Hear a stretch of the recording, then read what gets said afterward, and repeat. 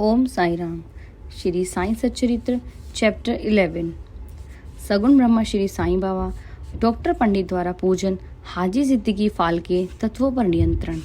इस अध्याय में अब हम श्री साईं बाबा के सगुण ब्रह्मा स्वरूप, उनका पूजन तथा तत्व नियंत्रण का वर्णन करेंगे। सगुण ब्रह्मा श्री साईं बाबा ब्रह्मा के दो स्वरूप हैं, निर्गुण और सगुण। निर्गुण निराकार है और सगुण साकार है। यद्यपि वे एक ही ब्रह्मा के दो रूप हैं, फिर भी किसी को निर्गुण, किसी को सगुण उपासना में दिलचस्पी होती है। जैसा कि गीता के अध्याय 12 में वर्णन किया गया है, सगुण उपासना सरल और श्रेष्ठ है। मनुष्य स्वयं आकार, शरीर, इंद्रिय आदि में है, इसलिए उसे ईश्वर की साकार उपासना स्वभावतः ही सरल है। जब तक कुछ काल सगुण ब्रह्मा की उपासना न की जाए, तब तक प्रेम और भक्ति में वृद्धि ही नहीं होती। सगुण उपासना में जैसे जैसे हमारी प्रगति होती जाती है, हम निर्गुण ब्रह्मा की ओर अग्रसर होते जाते हैं। इसीलिए सगुण उपासना से ही श्री गणेश करना अति उत्तम है।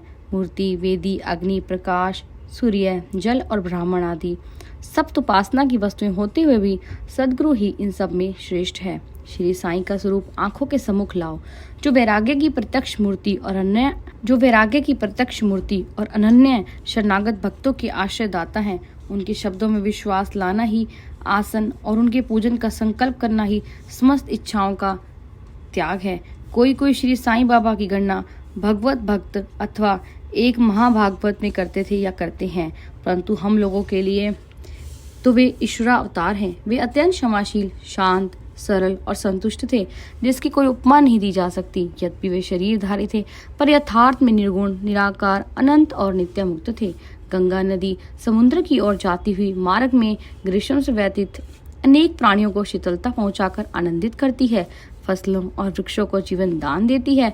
जिस प्रकार प्राणियों की क्षुधा शांत करती है, उसी प्रकार श्री साईं संत जीवन व्यतीत करते हुए दूसरों को सांत्वना और सुख पहुंचाते हैं। भगवान श्री कृष्ण ने कहा है कि संत ही मेरी आत्मा है, वे मेरी जीवित प्रतिमा और मेरे ही विशुद्ध रूप हैं।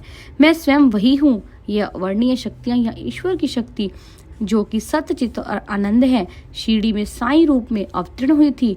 श्रुति तैत्तिरीय उपनिषद में ब्रह्मा को आनंद कहा गया है।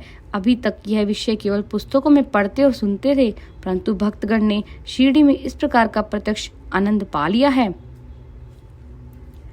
बाबा सबके आश्रयदाता थे, उन्हें किसी की सहायता की आवश्यकता न थी। उनके बैठने के लिए भक्तगण एक मुलायम आसन और बड़ा तकिया लगा देते थे। बाबा भक्तों के भावों का आदर करते और उनकी इच्छा अनुसार पूजन आदि करने देने में किसी प्रकार की आपत्ति न करते थे। कोई इत्र और चंदन लगाते, कोई सुपारी, पान और अन्य वस्तुएं भेंट करते और कोई नैवेद्य ही अर्पित करते थे। यद्यपि ऐसा जान पड़ता था कि उनका निवास स्थान शिरडी में है, परंतु वे तो सर्वव्यापक थे। इसका भक्तों ने नित्य प्रति अनुभव किया। ऐसे सर्वव्यापक गुरुदेव के चरणों में मेरा बार बार नमस्कार है। डॉक्टर पंडित की भक्ति। एक बार श्री तात्यानुलकर के मित्र डॉक्टर पंडित बाबा के दर्शनार्थ शिरडी पधारे। बाबा को प्रणाम कर वे मस्जिद में कुछ देर तक बैठे। बाबा ने उन्हें श्री दादा भट्ट केलकर के पास भेजा, जहां पर उनका अच्छा स्वागत हुआ। फिर दादा भट्ट और डॉक्टर पंडित एक साथ पूजन के लिए मस्जिद में पहुंचे। दादा भट्ट ने बाबा का पूजन किया। बाबा का पूजन तो प्राय सभी किया करते थे, परंतु अभी तक उनके शुभ मस्तक पर चंदन लगाने का किसी ने भी साहस नहीं किया था। केवल एक महालसापति ही उनके गले में चंदन लगाया करते थे। डॉक्टर पंडित ने पूजन की थाली में से चंदन लेकर बाबा के मस्तक पर त्रिपुंडाकार लगाया। लोगों ने महान आश्चर्य से देखा कि बाबा ने एक शब्द भी नहीं कहा। संध्या समय दादा भट्ट ने बाबा से पूछा, क्या कारण है कि आप दूसरों को तो मस्तक पर चंदन नहीं लगाने देते, परंतु डॉक्टर पंडित को आपने कुछ भी नहीं कहा? बाबा कहने लगे, डॉक्टर पंडित ने मुझे अपने गुरु श्री रघुनाथ महाराज गोपेश्वर, जो कि काका पुराणी के नाम से प्रसिद्ध है, के समान समझा और अपने गुरु को वे जिस प्रकार चंदन लगाते थे, उसी भावना से उन्होंने मुझे चंदन लगाया। तब मैं कैसे रोक सकता था? पूछने पर डॉक्टर पंडित ने दादा भट्ट से कहा कि मैंने बाबा को अपने गुरु काका पुराणी के समान जानकर ही उन्हें त्रिपुंडाकार चंदन लगाया है, जिस प्रकार मैं अपने गुरु को सदैव लगाया करता था। यद्यपि बाबा भक्तों को उनकी इच्छा अनुसार ही पूजन करने देते थे, परंतु कभी कभी तो उनका व्यवहार विचित्र ही हो जाया करता था। जब कभी वे पूजन की थाली फेंक कर रुद्रावतार धारण कर लेते, तब उनके समीप जाने का साहस किसी को भी नहीं हो सकता था। कभी वे भक्तों को झिड़कते, कभी मोम से भी नरम होकर शांति तथा क्षमा की मूर्ति से प्रतीत होते थे। कभी कभी वे क्रोधावस्था में कंपामायन हो जाते थे, उनके लाल नेत्र चारों ओर घूमने लगते थे, तथापि उनकी अंतःकरण में प्रेम और मातृ स्नेह का स्रोत बहा ही करता था। भक्तों को बुलाकर वे कहा करते थे कि उन्हें तो कुछ ज्ञात ही नहीं है कि वे कब उन पर क्रोधित हुए। यदि यह संभव हो कि समुद्र नदियों को लौटा दे, तो वे भक्तों के कल्याण की भी उपेक्षा कर सकता है। वे तो भक्तों के समीप ही रहते हैं, और जब भक्त उन्हें पुकारते हैं तो वे तुरंत ही उपस्थित हो जाते हैं। वे तो सदा भक्तों के प्रेम के भूखे हैं। हाजी सिद्दीकी फाल्के, ये कोई नहीं कह सकता था कि कब श्री साईं बाबा अपने भक्त को अपना कृपा पात्र बना लेंगे। यह उनकी इच्छा पर निर्भर था। हाजी सिद्दीकी फाल्के की कथा इसी का उदाहरण है। कल्याण निवासी एक यमन जिनका नाम सिद्दीकी फाल्के था, मक्का शरीफ का हज करने के बाद शिरडी आए। वे चावड़ी में उत्तर की ओर रहने लगे। वे मस्जिद के सामने खुले आंगन में बैठा करते थे। बाबा ने उन्हें 9 माह तक मस्जिद में प्रविष्ट होने की आज्ञा न दी और न ही मस्जिद की सीढ़ी चढ़ने दी। फाल्के बहुत निराश हुए और कुछ निर्णय न कर सके कि कौन सा उपाय काम में लाएं। लोगों ने उन्हें सलाह दी कि आशा न त्यागो, श्यामा श्री साईं बाबा के अंतरंग भक्त हैं, तुम उनके ही द्वारा बाबा के पास पहुंचने का प्रयत्न करो। जिस प्रकार भगवान शंकर के पास पहुंचने के लिए नंदी के पास जाना आवश्यक होता है, उसी प्रकार बाबा के पास भी श्यामा के द्वारा ही पहुंचना चाहिए।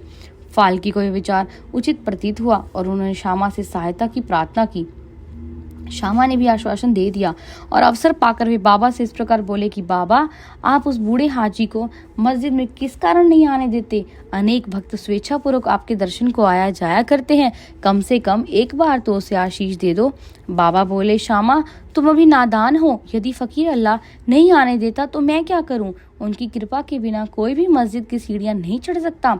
अच्छा, तुम उससे पूछ आओ कि क्या यह 12वीं कुएं की निचली पगडंडी पर आने को सहमत है। श्यामा स्वीकारात्मक उत्तर लेकर पहुंचे। फिर बाबा ने पुनः श्यामा से कहा कि उससे फिर पूछो कि क्या वह मुझे 4 किश्तों में 40,000 रुपए देने को तैयार है। फिर श्यामा उत्तर लेकर लौटे कि आप कहें तो मैं 40 लाख रुपए देने को भी तैयार हूँ। मैं मस्जिद में एक बकरा हलाल करने वाला हूँ। उससे पूछो कि उसे क्या रुचिकर होगा, बकरे का मांस, नाद या अंडकोश। श्यामा यह उत्तर लेकर लौटे कि यदि बाबा के भोजन पात्र में से एक ग्रास भी मिल जाए तो हाजी अपने को सौभाग्यशाली समझेगा।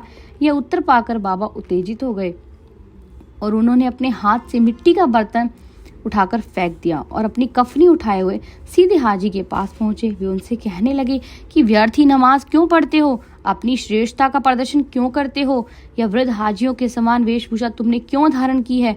क्या तुम कुरान शरीफ का इस प्रकार पठन करते हो? तुम्हें अपने मक्का हज का भी मान हो गया है, परंतु तुम मुझसे अनभिज्ञ हो। इस प्रकार डांट सुनकर हाजी घबरा गया। बाबा मस्जिद को लौट आए और कुछ आमों की टोकरियां खरीदकर हाजी के पास भेज दी। वे स्वयं भी हाजी के पास गए और अपने पास से 55 रुपए निकालकर हाजी को दिए। इसके बाद से ही बाबा हाजी से प्रेम करने लगे और अपने साथ भोजन करने को बुलाने लगे। अब हाजी भी अपनी इच्छानुसार मस्जिद में आने जाने लगे। कभी कभी बाबा उन्हें कुछ रुपए भी भेंट में दे दिया करते थे। इस प्रकार हाजी बाबा के दरबार में सम्मिलित हो गए। बाबा का तत्वों पर नियंत्रण। बाबा के तत्व नियंत्रण की 2 घटनाओं के उल्लेख के साथ यह अध्याय समाप्त हो जाएगा। एक बार संध्या समय शिरडी में भयानक झंझावत आया। आकाश में घने और काले बादल छाए हुए थे। पवन झकोर रहा था, बादल गरज रहे थे और बिजली चमक रही थी। मूसलाधार वर्षा प्रारंभ हो गई। जहां देखो वहां जल ही जल दृष्टिगोचर होने लगा। सब पशु पक्षी और शिरडी वासी अधिक भयभीत होकर मस्जिद में एकत्रित हुए। शिरडी में देवियां तो अनेक हैं, परंतु उस दिन सहायता कोई न आई। इसीलिए सभी ने अपने भगवान साईं से, जो भक्ति के ही भूखे थे, संकट निवारण करने की प्रार्थना की। बाबा को भी दया आ गई और वे बाहर निकल आए। मस्जिद के समीप खड़े होकर उन्होंने बादलों की ओर दृष्टि कर गरजते हुए शब्दों में कहा कि बस शांत हो जाओ। कुछ समय के बाद ही वर्षा का जोर कम हो गया, पवन मंद पड़ गई, आंधी भी शांत हो गई, आकाश में चंद्रदेव उदित हो गए। तब सब लोग अति प्रसन्न होकर अपने अपने घर लौट आए। एक अन्य अवसर पर मध्याह्न के समय धुनी की अग्नि इतनी प्रचंड होकर जलने लगी कि उसकी लपटें ऊपर छत तक पहुंचने लगी। मस्जिद में बैठे हुए लोगों की समझ में नहीं आता था कि जल डालकर अग्नि शांत कर दे अथवा कोई अन्य उपाय काम में लाएं। बाबा से पूछने का साहस भी कोई नहीं कर पा रहा था, परंतु बाबा शीघ्र परिस्थिति को जान गए।